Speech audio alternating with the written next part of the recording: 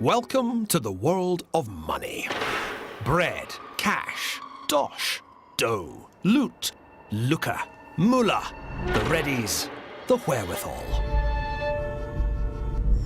Call it what you like.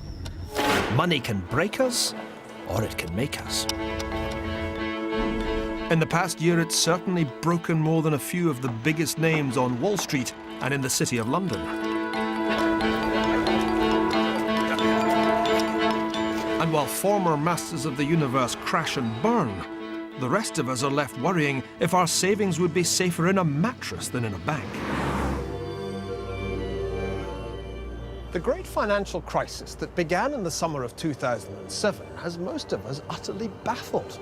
How on earth could a little local difficulty with subprime mortgages in the United States unleash an economic tsunami big enough to obliterate some of Wall Street's most illustrious names, to force nationalizations of banks on both sides of the Atlantic, and to bring the entire world economy to the very brink of recession, if not downright depression? Shouldn't this series be called The Descent of Money? Well, I want to explain to you just how money rose to play such a terrifyingly dominant role in all our lives.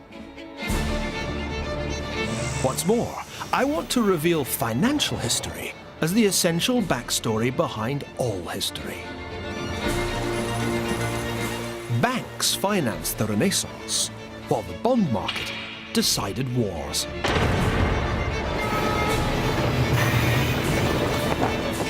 Stock markets built empires, and monetary meltdowns made revolutions. From ancient Mesopotamia right down to present-day London, the ascent of money has been an indispensable part of the ascent of man. But money's rise has never been a smooth upward ride. As we'll see, financial history has repeatedly been interrupted by gut-wrenching crises, of which today's is just the latest.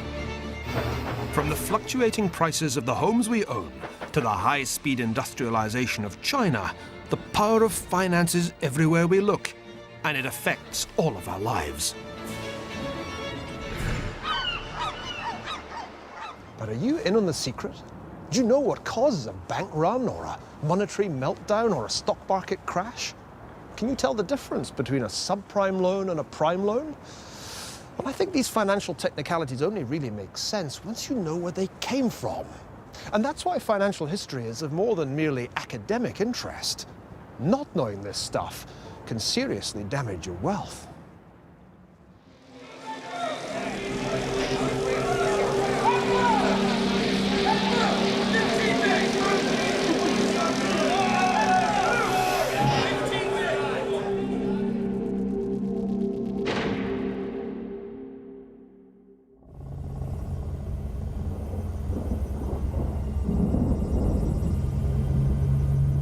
Crisis or no crisis, the amount of money sloshing around planet finance still boggles the mind. By one measure, the US stock of money is now $8.7 trillion, up 12% since last year. And some people are still pocketing a huge share of that cash. Last year, despite the onset of the biggest financial crisis since the Depression, his hedge fund paid George Soros a cool $2.4 billion. That's roughly 41,000 times more than the average American family earned. As they say on Wall Street, way to go.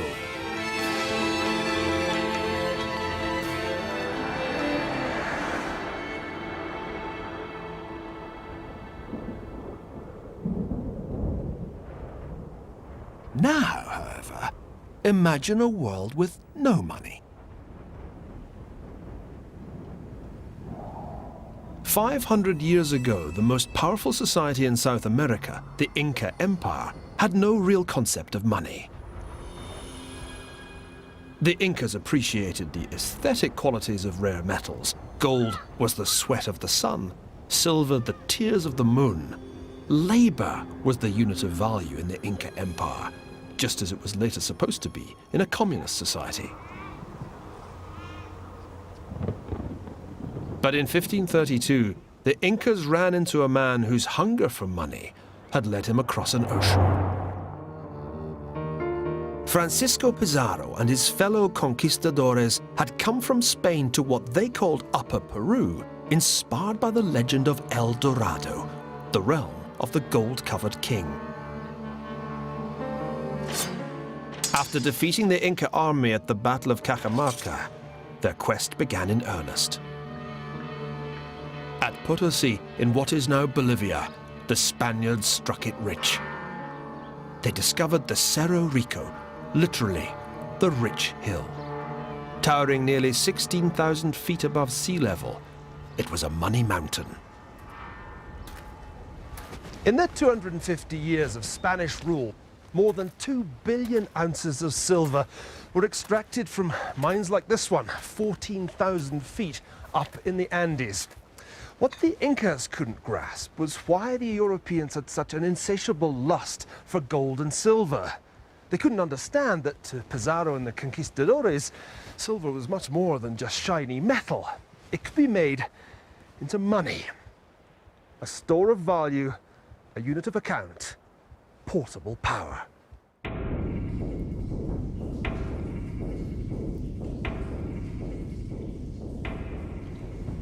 I must say, I find this place pretty harrowing. The Spaniards had a system of forced labor, which meant that every able-bodied male in the native population had to do a stint down these mines. And you can see why 1 in 8 of them didn't survive the ordeal.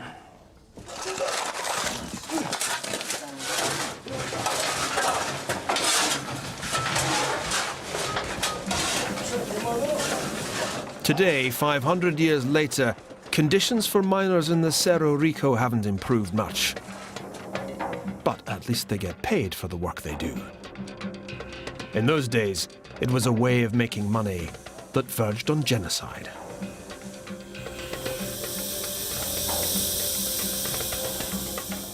The silver ore was ground up, refined with mercury, and then shipped to Europe as bars and coins. Empire, it seemed, had made the Spanish crown rich beyond the dreams of avarice.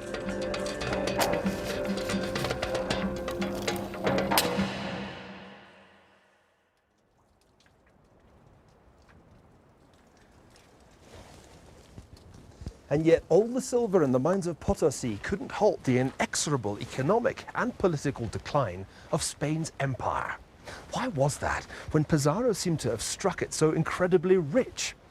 The answer is that the Spaniards had dug up so much silver to finance their wars of conquest that the metal itself suffered an extraordinary decline in value. More silver coins didn't make Spain richer. They simply made prices higher as an increased quantity of money chased the same amount of goods. What the Spaniards didn't get was that money is only worth what other people will give in exchange for it.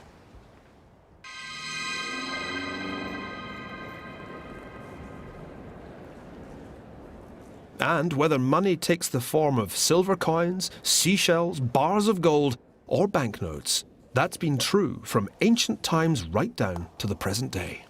Even lumps of clay can work better than silver coins if people have enough confidence in them. In ancient Mesopotamia, nearly 4,000 years ago, people used clay tablets like these ones to commit themselves to particular financial transactions.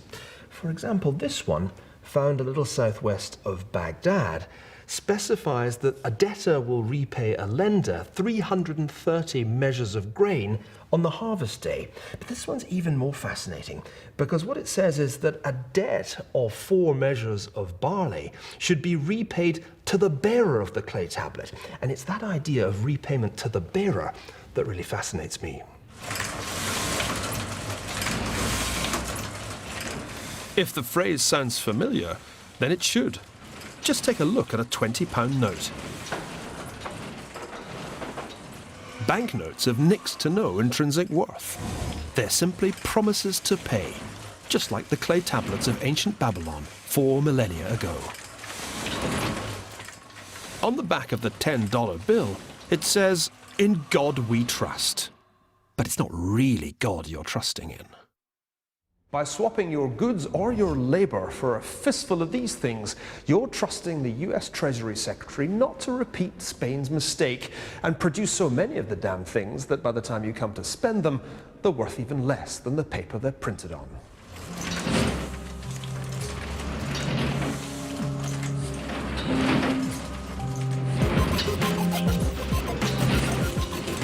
Today, we're quite happy with paper money.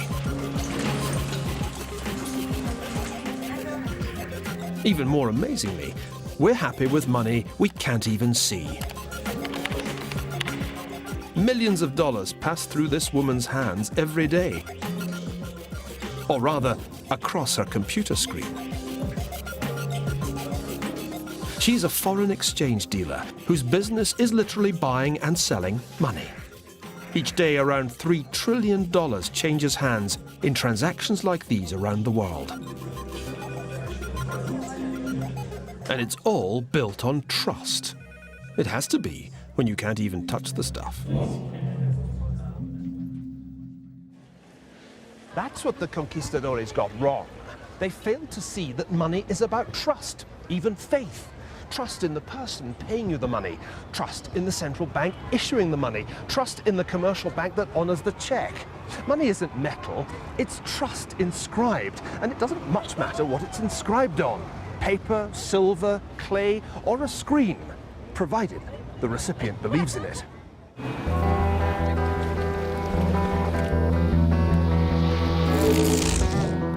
There was one huge possibility created by the emergence of money as a system of mutual trust. A possibility that would revolutionize world history. It was the idea that you could rely on people to borrow money from you and pay it back at some future date. That's why the root of credit is credo, the Latin for I believe. Without the invention of credit, the entire economic history of our world would have been impossible.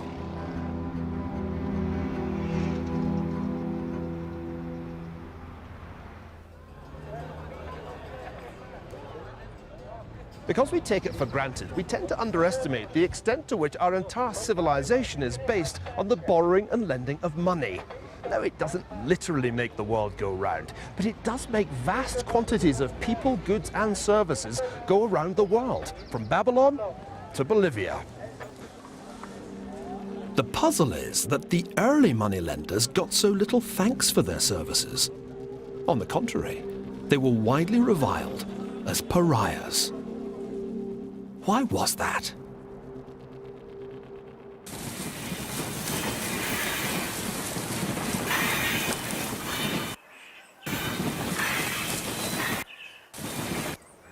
Welcome to northern Italy in the year 1200 AD. A land divided into multiple feuding city-states. A land where trust was in rather short supply. Among the many remnants of the defunct Roman Empire was a numerical system singularly ill-suited to complex mathematical calculation, let alone the needs of commerce. Nowhere was this more of a handicap than in Pisa, where merchants struggled to do business with 7 different forms of coinage in circulation. Even the simplest transaction could be a headache, requiring the use of an abacus.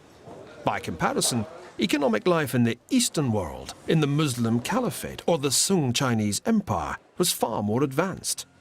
To discover modern finance, backward Europe needed to import it. Enter a young mathematician called Leonardo of Pisa, or Fibonacci. The son of a Pisan customs official based in what is now Algeria, Fibonacci is best remembered today for his sequence of numbers that mimic the properties of nature. But the famous sequence was only one of many Eastern mathematical ideas that Fibonacci introduced to Europe with his path-breaking book, the Liber Abaci, the Book of Calculation. Even more important was his demonstration of the superiority of Arabic numerals over Roman numerals. And crucially, nearly all Fibonacci's examples related to business.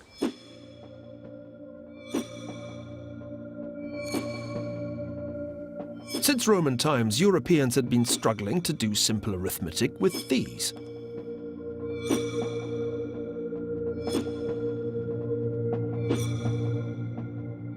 The Hindu or Arabic numerals made all kinds of calculation easier.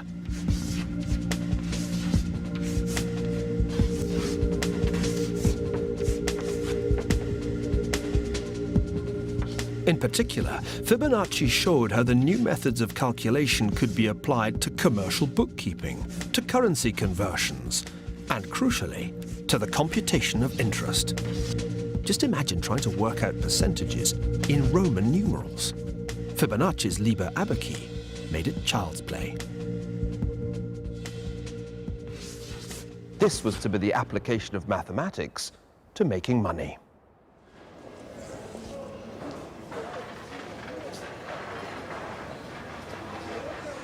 The most fertile soil for such financial seeds proved to be the Italian city-states.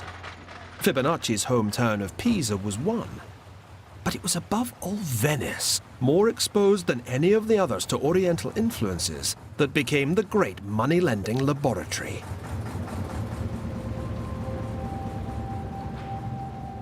And the home of literature's most notorious moneylender, Shylock, in William Shakespeare's The Merchant of Venice. May you stead me? Will you pleasure me? Shall I know your answer? Crucially, Shylock's only prepared to lend the money if Bassanio's friend, the merchant Antonio, is providing the security. 3,000 ducats for 3 months, and Antonio bound. Your answer to that? Antonio is a good man. By good, Shylock doesn't mean virtuous. He means good for the money he's about to lend Bassanio. In other words, creditworthy. Have you heard any imputation to the contrary? Oh, no. My reason in saying that he is a good man is to have you understand me that he is sufficient. 3,000 ducats. I think I may take his bond. With any loan, things can go wrong. Ships can sink. And that is precisely why anyone who lends money to a merchant, if only for the duration of an ocean voyage, needs to be compensated. We usually call the compensation interest, the amount paid to the lender over and above the sum lent, or principal. Overseas trade of the sort that Venice depended on couldn't operate without such transactions, and they remain the foundation of international trade to this day.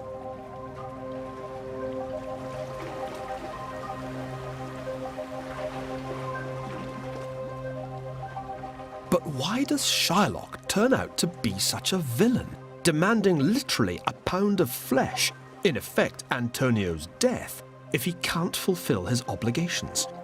Why is Shakespeare's moneylender so heartless, the original of that blood-sucking financier who recurs time and again in Western literature?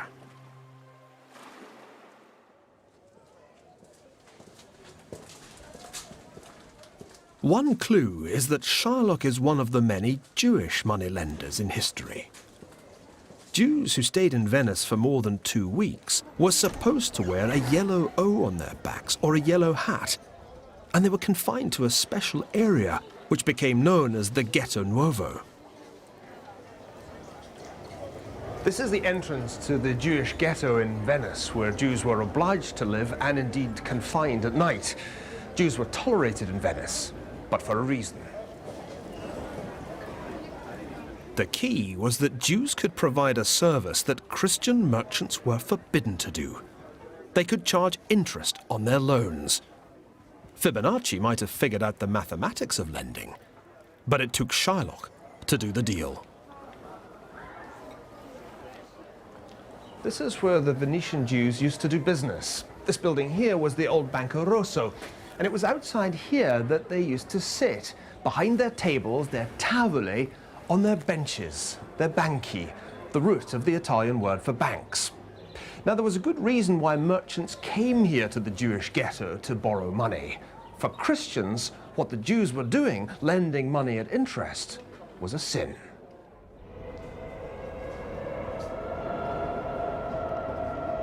The medieval church's laws against usury, charging interest on loans, were a major obstacle to the development of finance in Europe.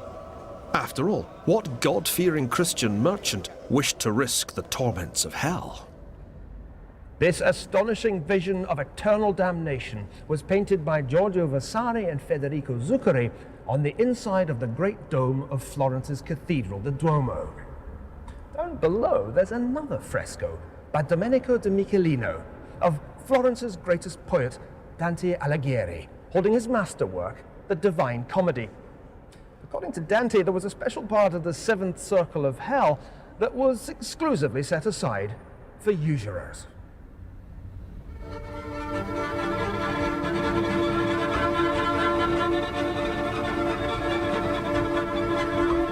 There, the moneylenders were eternally tortured with scorching earth and freezing snow, their necks weighed down with bulging purses. Jews too weren't supposed to lend at interest, but there was a convenient get-out clause in the Old Testament book of Deuteronomy, chapter 23. You weren't supposed to lend to your brother at interest, but to a stranger, well, that was a different matter. In other words, a Jew couldn't lend to a Jew, but he could lend to a Christian. The price the Jews paid for performing this service was social exclusion. Hence the ghetto, and hence the centuries-long association between Jews and finance, one of the few forms of economic activity from which Jews were not once excluded. In the end, of course, Shylock is thwarted, for although the court recognizes his right to a pound of flesh, the law also prohibits him from shedding Antonio's blood. And because he's a Jew, the law also requires the loss of his goods and life for so much as plotting the death of a Christian. He only escapes by submitting to baptism. It turns out to be a risky business to be a moneylender. The Merchant of Venice raises profound questions about both economics and anti-Semitism. Why don't debtors always default on their debts, especially when the creditors belong to unpopular ethnic minorities? Why don't the Shylocks always lose out?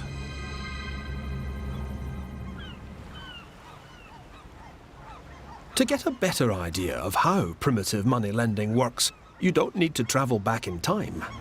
There are plenty of modern-day Shylocks remarkably close to home. And they don't need to be Jewish to suffer a similar fate to Shylock.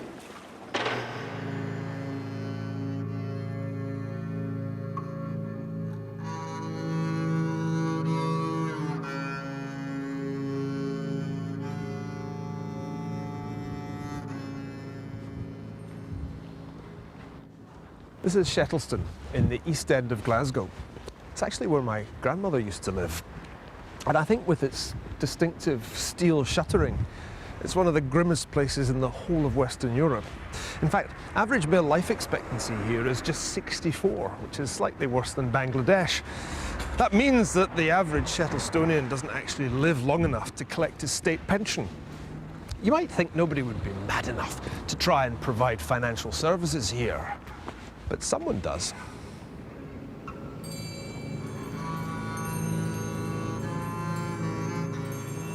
That someone is a loan shark.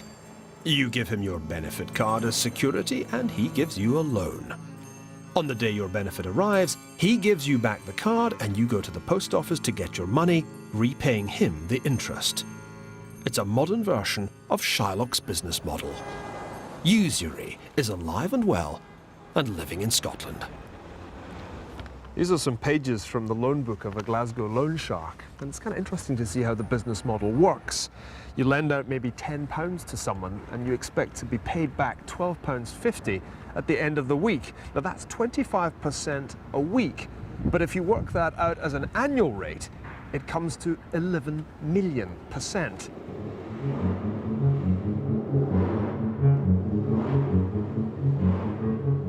So why do people scraping by on just £5.90 a day pay such horrendous interest on loans?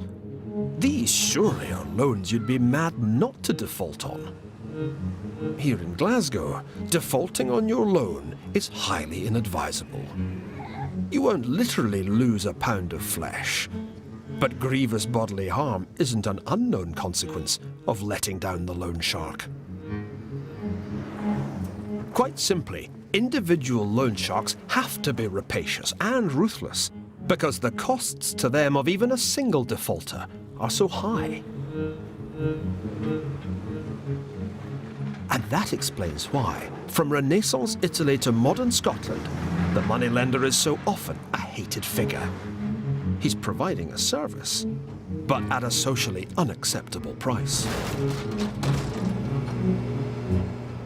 So how did lenders learn to overcome this fundamental problem? If they were too generous, they didn't make any money. But if they were too hard-nosed, borrowers would eventually default. The answer was to get bigger and more powerful. It was time to invent banks.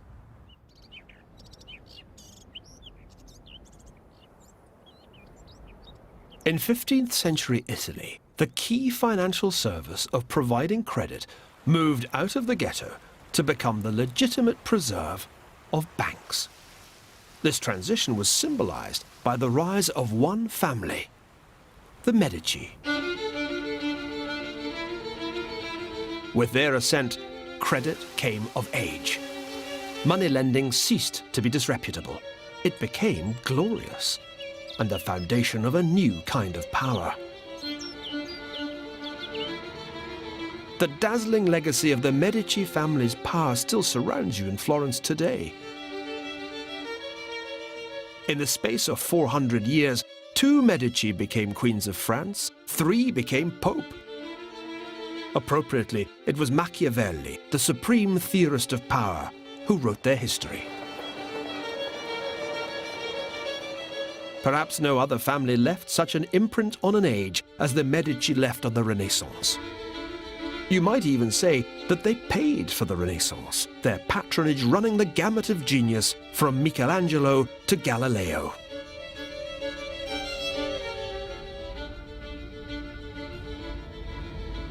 And this, in the Uffizi Gallery, is the Medici's private art collection, one of the most spectacular ever assembled.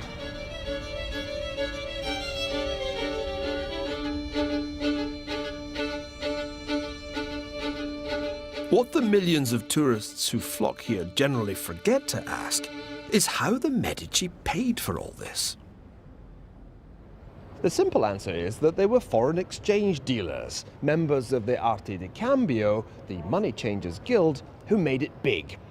They were known as banchieri or tavolieri because, like the Jews of Venice, they literally did their business sitting on benches behind tables. Indeed, the original Medici bank, or bench, was located right here in the Via dell'Arte della Lana, Woolgild Street.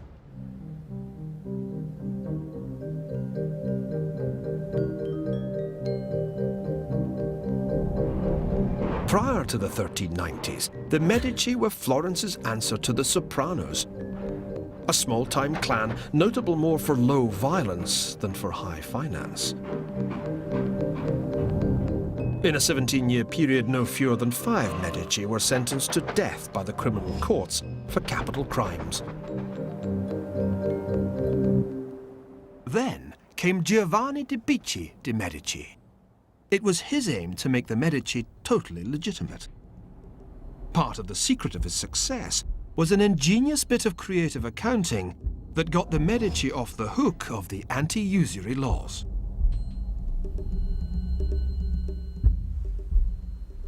These ledgers of the Medici Bank make it clear how important commercial bills for financing foreign trade were to the bank. True, the church prohibited the collection of interest on loans, but there was nothing to prevent a shrewd trader from making money on transactions like these, which involved multiple currencies. There was no interest and therefore no sin, simply a commission deducted for the conversion of one currency into another. If money was advanced to a particular trader for any length of time, the commission was that bit larger.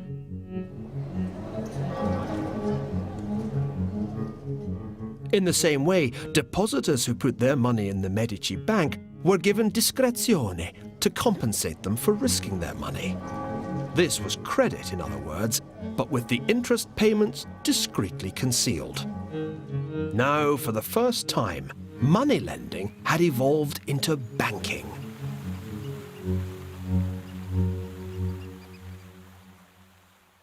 The real story of the success of the Medici Bank can be found here in the Libro Segreto, the secret book of Giovanni de' Medici. The key was not so much size as diversification. Earlier Italian banks had been monolithic and very vulnerable to default by a single bad borrower.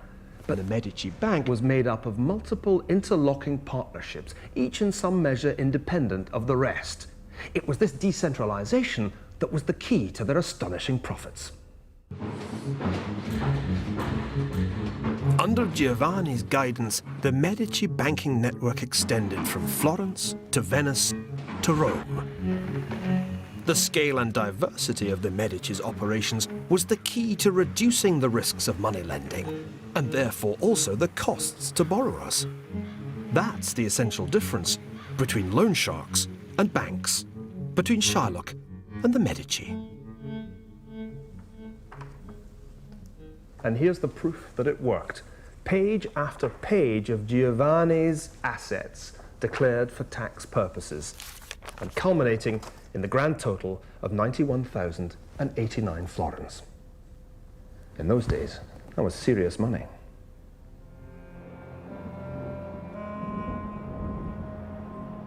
When Giovanni died in 1429, his last words were an exhortation to his heirs to maintain his standards of financial acumen. His funeral was attended by 26 men of the name Medici, all paying homage to the man who had made the business of banking respectable and profitable as it had never been before.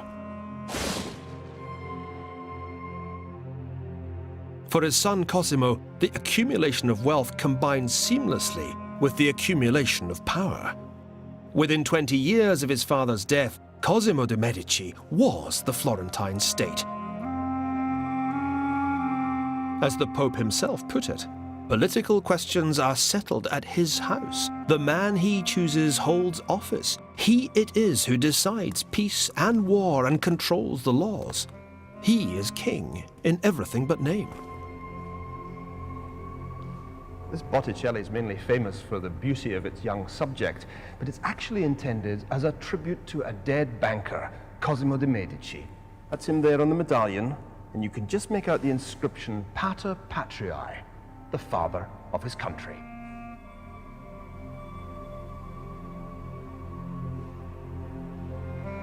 In 150 years, the Medici had transformed themselves from backstreet moneylenders to the most powerful financial force in Europe.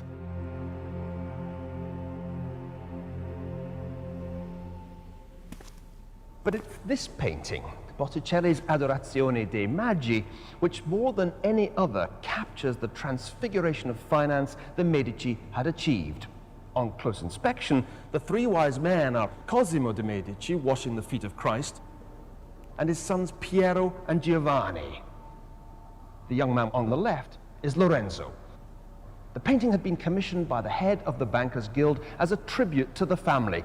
Perhaps it should really have been called The Adoration of the Medici. Having once been damned, bankers were now close to divinity. Nothing could better illustrate the extraordinary ascent of money. For what the Medici had achieved was nothing less than the birth of modern banking. Others had tried before, but the Medici were the first bankers to hit the political big time. And they did it by learning one crucial lesson. In finance, small is seldom beautiful. By making their bank bigger and more diversified, the Medici had found a way of spreading their risks. And by focusing on currency trading rather than just lending, they'd reduced their exposure to defaults by borrowers. For Cosimo and his family, it was a truly beautiful business model. Yet not even the Medici were invulnerable. The bank suffered heavy losses as a result of over-generous loans to blue-blooded debtors who felt no compunction about defaulting on their obligations and telling the bankers to get lost.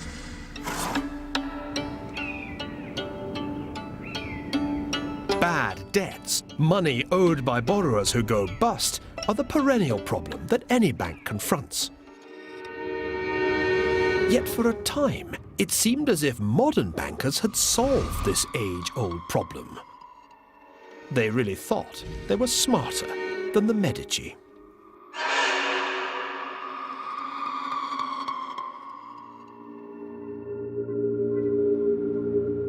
Memphis, Tennessee is a long way from Florence, and the world economy has come a long way since the Renaissance. A crucial part in that transformation has been played by the spread of modern banking from its Italian birthplace to a country where money has increasingly taken the form of easy credit. The United States has been built on borrowed money. But whereas the Medici tended to lend only to the relatively well-off, until the present credit crunch at least, American banks seemed willing to give just about anyone a loan. Memphis is famous for blue suede shoes, barbecued ribs, and bankruptcies. You can tell people here are a little, how shall I say this, a little subprime. You only need to look at the shopping mall for the seriously poor, and the ubiquitous no-frills eatery. Then there's a tax advisor who can tell you how to claim your low-income credits. A shop where you can borrow money on the equity you own in your car, and a place where they'll give you an advance on next week's paycheck. Not to mention a pawn shop the size of a department store. And finally, when you've no possessions left to pawn or to sell, there's just one option left, and that's to head on down to ZLB Plasma, where you can sell your own blood for $25 a pop. Talk about being bled dry. It's amazing, really, an entire economic sector based on people who are broke.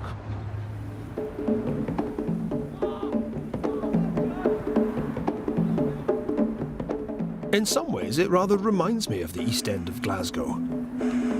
Yet there's a world of difference between this world and the world where loan sharks extract their pounds of flesh from petty defaulters. Here in subprime America, defaulting on your debts is easy. Well, pretty easy.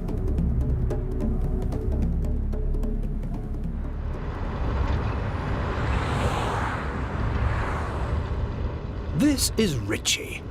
He's in the repo business, snatching cars from under their owners' noses when they haven't made their payments. And he grabbed that bolt action and went, and I watched the rifle shell go in the barrel.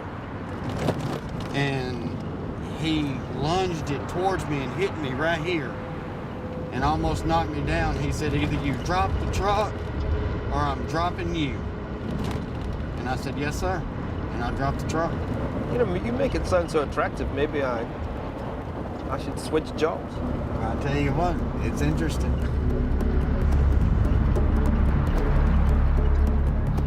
In the bankruptcy capital of America, repossessing cars is a routine matter.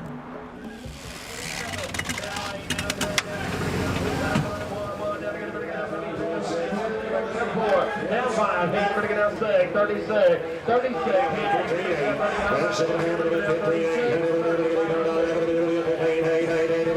16,000 average book, gentlemen, with the ads on it now. It's got the ads, the wheels, the leather, the top. Each week, United Auto Recoveries sells 500 repossessed cars. The cars are auctioned off to the trade, ending up in the same car lots to be sold to much the same people, and when they can't keep up with their monthly payments, repoed and recycled once again. Technically, the Memphis repo men are simply doing what debt collectors do the world over. The difference, apart from the sheer mind-boggling scale of the thing, is the relative ease with which the bad debts are wound up and the collateral is sold off. For the debtors, there's virtually no social stigma, and nobody seems to be getting hurt. The big mystery is why the world's most successful capitalist economy is based on a foundation of more or less painless economic failure.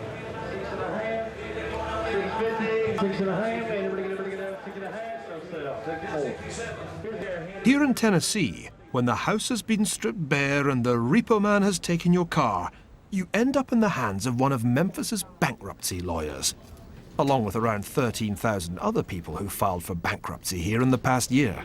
Because that's what's one thing that's making your payments up so high. Every week, bankrupts gather here with their lawyers to hammer out deals with their creditors. There's even a fast-track lane.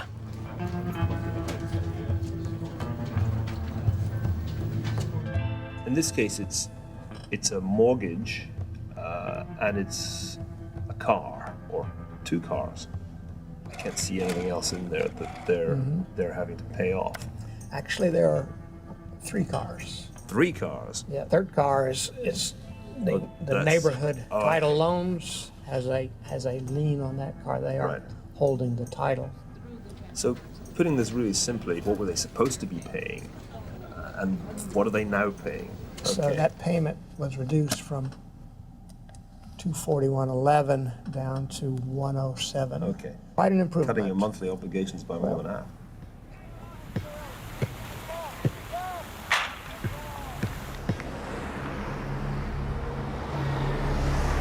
From 1996 to 2006, there were between 1 and 2 million bankruptcy cases a year in the United States, nearly all of them involving individuals who elected to go bust rather than meet their obligations. In medieval Italy, or in the Glasgow of my youth for that matter, bankruptcy was seen as a disaster. But not here. In fact, this ability to walk away unscathed from unsustainable debt and start all over again has been a defining characteristic of American capitalism. There were no debtors' prisons here in the early 1800s, at a time when English debtors could languish in jail for years. Since 1898, every American has been entitled to file for Chapter 7, liquidation, or Chapter 13, voluntary personal reorganization. For rich and poor alike, bankruptcy has become as much of an inalienable right as life, liberty, and the pursuit of happiness. The theory is that American law exists to encourage entrepreneurship, to facilitate the creation of new businesses. And that means giving people a break when things don't work out the first time or even the second time. The born risk-takers don't get wiped out as they learn through trial and error how to make that first million. Because today's bankrupt might be tomorrow's billionaire. It's a theory that seems to work. Many of America's greatest successes failed in their early endeavors, including the author Mark Twain, the comedian Buster Keaton, and none other than the great industrialist Henry Ford himself. All of these men eventually flourished, not least because they were given a chance to try, fail, and start over. For their part, the banks simply assume that a proportion of the loans they make will go bad. After all, most people going bankrupt owe relatively trivial sums. And Chapter 13 doesn't wipe their debts out, it just reschedules them.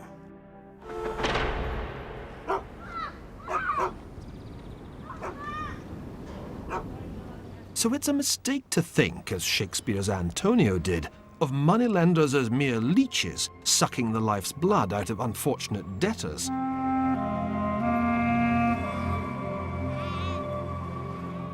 Credit and debt are the building blocks of economic development, but it takes banks to elevate that relationship beyond the tie between a loan shark and his hapless victim.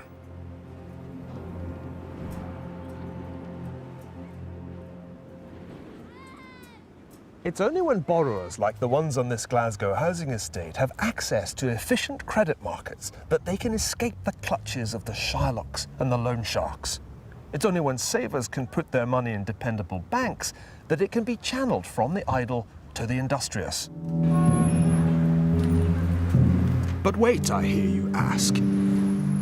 If banks are the answer, how could so many have collapsed so spectacularly in the past year, throwing the financial world into turmoil?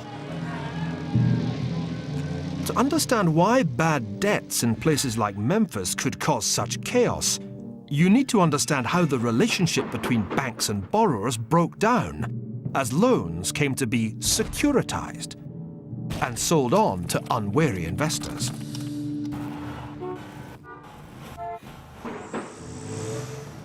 Once upon a time, being a banker was really rather boring. You lived by the 3-6-3 rule, which meant you paid 3% on deposits, collected 6% on loans, and were on the golf course by 3 o'clock. But in our time, banking became really rather too interesting. A whole series of financial innovations made it possible for common or garden loans to poor folks in places like Memphis to metamorphose into weird and wonderful things with names like collateralized debt obligations. Well, this financial alchemy, turning lead into gold or toxic waste into gilt-edged securities, was only possible because the ascent of banks was followed by the ascent of the second great pillar of the modern financial system, the bond market.